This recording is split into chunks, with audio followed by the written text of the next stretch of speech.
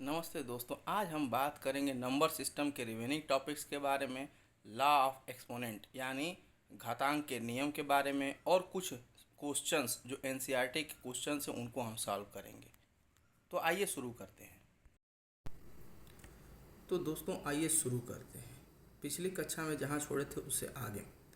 दोस्तों अब जब भी हम किसी रेशनल नंबर को डेसिमल एक्सपेंशन करते हैं तो दो चीज़ें होती हैं। या तो वो उसका रिमाइंडर जो है जीरो होगा। दो चीज़ें होती हैं, रिमाइंडर या तो जीरो होगा या फिर रिमाइंडर कभी भी जीरो नहीं होगा, या फिर रिमाइंडर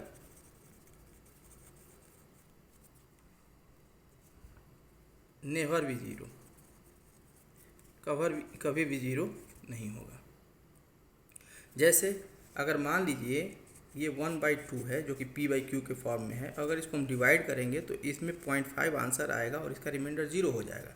तो ऐसे जो भी जो है फ्रैक्शंस होते हैं उनको हम टर्मिनेटिंग बोलते हैं, टर्मिनेटिंग। और मान लीजिए 10/3 है, तो इसको अगर हम डिवाइड करेंगे तो एक बार 3 जाएगा, लेकिन फिर जो है डेसिमल के बाद 3 3 3 3 ऐसे जो है इन्फिनिटी तक आता जाएगा। तो ऐसे जो भी होते हैं इनको हम लोग नॉन टर्मिनेटिंग या फिर रेकरिंग या रिपीटिंग डेसिमल्स बोलते हैं। रिपीटिंग डेसिमल्स, ये टर्मिनेटिंग, ये नॉन टर्मिनेटिंग, या इसी को रिपीटिंग डेसिमल्स भी बोलते हैं। अब जैसे क्वेश्चन हम लेते हैं, क्वेश्चन है 36/100 और आपको बताना है कि ये टर्मिनेटिंग है कि नॉन टर्मिनेटिंग है। तो जब भी आप इसको डिवाइड करेंगे, 36 को 100 से डिवाइड करेंगे, 36 डिवाइडेड बाई 100, तो आप डेसिमल लगाएंगे, क्योंकि यहाँ 2 डिजिट है, यहाँ 3 डिजिट है, डेसिमल लगाएंगे तो एक जीरो आ जाएगा। फिर 3 टाइम्स में आपका 300 हो जाएगा। फिर इसमें से सब्ट्रैक्ट करेंगे, ये 60 आ जाएगा। डेसिमल लगा, एक जीरो बढ़ा देंगे, फिर 6 टाइम में ये 600 हो जाएगा। तो ऐसे इसका रिमाइंडर क्या आ गया? जीरो आ गया। रिमाइंडर जीरो आ गया, इसलिए किस प्रकार का है? ये टर्मिनेटिंग है, ये टर्मिनेटिंग डेसिमल होगा, डेसिमल। और दूसरा वैसे ही, अगर मान लीजिए 2/11 लेते हैं, तो इसको जब भी हम डिवाइड करेंगे, तो जैसे मान लीजिए 2/11 किए, 2 को 11 से डिवाइड किए, तो एक डेसिमल लगाएंगे तो 20 हो जाएगा। ये 1 टाइम में चला जाएगा, 11 1 जा 11 हो गया, 9 हो गया, डेसिमल लगाए 0, 11 8 जा 88, फिर 88 को सब्ट्रैक्ट करेंगे, फिर 2, तो ये ऐसे ही जो है आता है, फिर ये 20 हो जाएगा, ठीक है, फिर 11 हो जाएगा, फिर 9 हो, ऐसे होता जाएगा। तो इसका 1818 बार बार रिपीट होगा, तो इसलिए ये क्या हो जाएगा? ये हो जाएगा आपका नॉन टर्मिनेटिंग, नॉन टर्मिनेटिंग। अब दोस्तों जैसे क्वेश्चन है कि आपको बनाना है कि terminating decimal in the form of Q. जैसे मान लीजिए ये क्वेश्चन दे दिया कि 0.5 है, change the following in the form of p/q। तो इसको तो करना आसान है क्योंकि 0.5 है। अब इसको हम क्या करेंगे? 5 लिख लेंगे न्यूमरेटर में, और डिनोमिनेटर में डेसिमल का जगह 1, और डेसिमल के बाद जितना डिजिट रहेगा उतने जीरो, तो एक डिजिट है इसलिए 1 0। अब इसको सिंपलेस्ट फॉर्म में कर देंगे तो इसका आंसर क्या हो जाएगा? 1/2 हो जाएगा। वैसे ही अगर कोई नॉन टर्मिनेटिंग है, ये तो टर्मिनेटिंग था, और नॉन टर्मिनेटिंग हो, डेसिमल को in the form of p/q में चेंज करना हो, तो उसका प्रोसेस दूसरा। आइए सीखते हैं। जैसे मान लीजिए 0.6 है, क्वेश्चन है 0.6 और ऊपर बार लगा, ये बार डिनोट कर रहा है कि ये कैसा है? ये टर्मिनेटिंग डेसिमल है। मतलब 0.6 को हम लोग 0.66666 ऐसे इन्फिनेटिव तक लिख सकते हैं। अब इसको अगर p/q फॉर्म चेंज करना है तो हम क्या करते हैं? पहले हम 0.6 को मान लेते हैं, लेट 0.6 बी एक्स वाई कोई भी मान लेंगे, लेट कर लेंगे। अब हम यहाँ पे एक ट्रिक यूज करते हैं, ठीक है। अब हम क्या यूज करते हैं? एक ट्रिक यूज करते हैं, और वो ट्रिक है multiply both side, multiply both side by 10 ही क्यों? क्योंकि यहाँ एक डेसिमल के बाद एक डिजिट पे बार लगा हुआ है। अगर ये 2 डिजिट होता तो हम 100 से मल्टीप्लाई करते, 3 डिजिट होता तो हम उसके बाद डेसिमल के बाद अगर 3 डिजिट होता तो हम उसको 1000 से मल्टीप्लाई करते। अब जैसे x इक्वल टू 0.6 है क्योंकि हम यहाँ लेट किए थे। अब इसमें बोथ साइड हम 10 से मल्टीप्लाई करेंगे तो 10 into x equal to 0.6 into x into 10, तो ये हो जाएगा आपका 10x और ये क्या हो जाएगा, ये हो जाएगा आपका 6.666 क्योंकि हम इसको लिख सकते हैं ना 6 डॉट डॉट डॉट। ठीक, अब चूंकि ये पॉइंट के बाद डेसिमल 66 जो है x का वैल्यू है, इसीलिए हम इसको लिख सकते हैं 10x इक्वल टू 6 और प्लस x। अब इसको सॉल्व करने के लिए हम क्या करेंगे, इस x को इस साइड लेके आएंगे तो 10x minus x equal to 6, 10x minus x ये हो जाएगा 9x इक्वल टू 6, तो ये हो जाएगा x इज इक्वल टू 6/9, या इसको 3 से डिवाइड कर देंगे तो 3 2 जा 6, 3 3 जा 9, तो ये इसका सिंपलेस्ट फॉर्म p/q के फॉर्म में हो गया। तो जब भी नॉन टर्मिनेटिंग होता है तो उसको ऐसे करते हैं। ये ध्यान रखिएगा कि जिस पे बार लगा होगा, जितने डिजिट पे बार लगा हो इंटू, अगर 1 डिजिट पे लगा है तो इंटू 10, 2 डिजिट पे बार लगा है तो इंटू 100, 3 डिजिट पे लगा है तो इंटू 1000। अब आइए एक और एग्जांपल समझते हैं। आइए दोस्तों अब अगला क्वेश्चन करते हैं। ये भी एक नॉन टर्मिनेटिंग है और इसको भी क्या करना है, p/q के फॉर्म में करना है। यहाँ डेसिमल और उसके बाद जो है 0 0 1 और यहाँ तीनों पे बार है, मतलब इसको हम लोग कैसे 0.001 001 001 ऐसे हम इन्फिनिटिव टाइम्स तक लिख सकते हैं। तो इसको करने के लिए हम पहले बता चुके हैं कि सबसे पहले हम क्या करेंगे, इसको x y कुछ भी मान लेंगे। मान लीजिए हम इसको y मान लें, let 0.001 bar equal to y।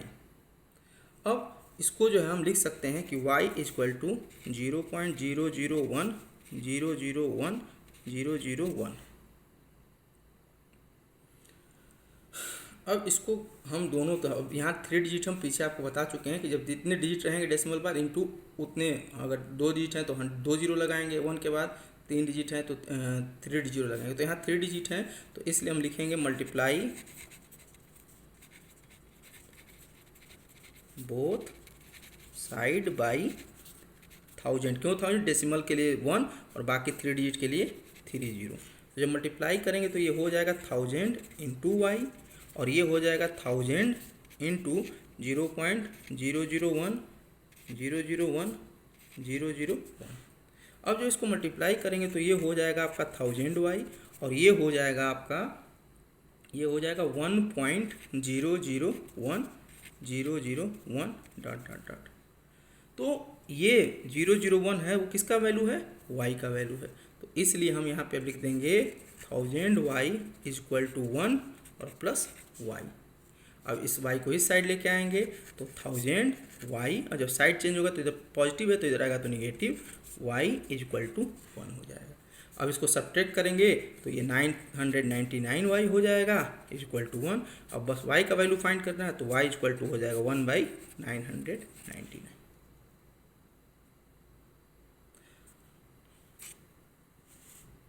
ऐसे ही दूसरा क्वेश्चन हम लोग सिंप्लीफाई का करते हैं।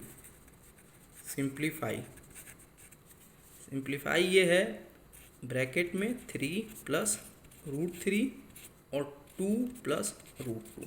तो ऐसे क्वेश्चन में कभी भी हम लोग क्या करते हैं, किसी एक ब्रैकेट को लेते हैं। मान लीजिए हम इस ब्रैकेट को लेते हैं तो इसमें पहला नंबर क्या है, 3 है। तो इस 3 से हम क्या करेंगे, इस ब्रैकेट में मल्टीप्लाई करेंगे, 2 प्लस √2 में मल्टीप्लाई करेंगे। फिर बीच में प्लस है तो हम यहाँ प्लस लगा देंगे, फिर √3 है √3 लिख देंगे, और फिर हम क्या करेंगे, इसके दूसरे ब्रैकेट में मल्टीप्लाई करेंगे। अब इसको मल्टीप्लाई करेंगे हम तो 3 इंटू 2 करेंगे तो 6 हो जाएगा, 3 इंटू √2 करेंगे, ये प्लस यहाँ प्लस है इसलिए प्लस लगा है, 3 इंटू √2 करेंगे तो 3 √2 हो जाएगा, प्लस यहाँ √3 का 2 में मल्टीप्लाई करेंगे तो ये भी 2 √3 हो जाएगा, प्लस √2 इंटू √3 तो ये हो जाएगा √6। अब इसको सॉल्व करेंगे, चूँकि इसमें कुछ भी कॉमन नहीं मिल रहा है, कुछ भी एक जैसा नहीं है, इसलिए ये इसका आंसर हो जाएगा 6 प्लस 3 √2 प्लस 2 √3 प्लस 6, ये इसका आंसर हो जाएगा। ऐसे ही एक दूसरा क्वेश्चन है। क्वेश्चन है आपका 3 + √3 और 3 - √3।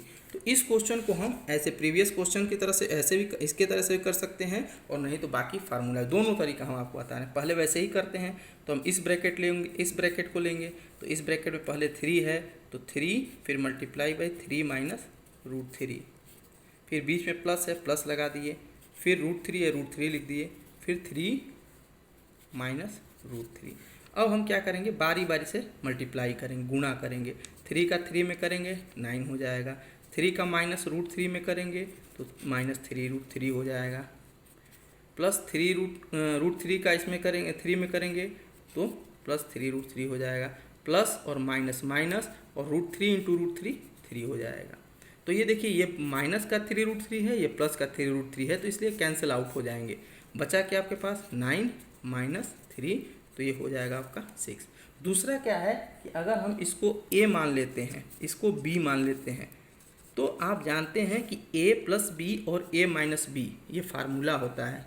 फार्मूला होता है a + b a - b, तो ये होता है फार्मूला = a² - b²। a की जगह हमारा क्या है 3 है, 3 का स्क्वायर, माइनस b की जगह क्या है √3 है, √3 का स्क्वायर, तो 3 का स्क्वायर 9 होता है और √3 का स्क्वायर 3 होता है, तो ऐसे भी इसका आंसर क्या आएगा 6 ही आएगा।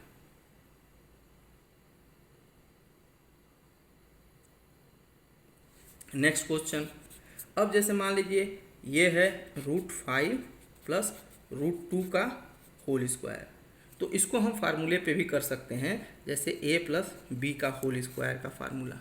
तो ये होता है a² + b² + 2ab। हमारे पास a की जगह √5 है, b की जगह √2 है, तो हम क्या करेंगे 5 का स्क्वायर प्लस √2 का स्क्वायर प्लस 2 × √5 × √2। तो ये 5 का स्क्वायर, √5 का स्क्वायर हमेशा किसी भी डिजिट का रूट का स्क्वायर करते हैं तो बस सेम डिजिट हो जाता है, 5 हो जाएगा, प्लस √2 का स्क्वायर 2 हो जाएगा, प्लस इसको मल्टीप्लाई करेंगे 2 और √5 × √2 क्या हो जाएगा √10। इसको सॉल्व करेंगे तो 7 + 2 √10 आंसर हो जाएगा आपका।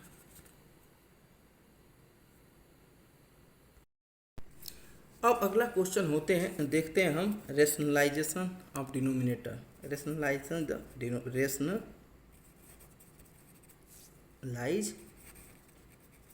The denominator.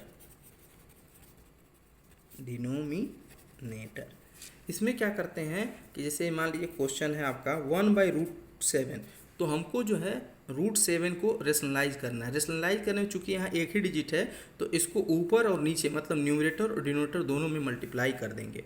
तो अगर हम इसको सॉल्व करना शुरू करें तो 1/√7 ऊपर मतलब √7 का मल्टीप्लाई और नीचे भी √7, तो 1 × √7 √7 हो जाएगा, और √7 × √7 अभी हम पीछे आपको बताए हैं कि कभी भी 2 बार रूट में एक ही डिजिट का मल्टीप्लाई होता है, स्क्वायर होता है, तो सेम नंबर हो जाता है, तो ये इसका आंसर हो जाएगा।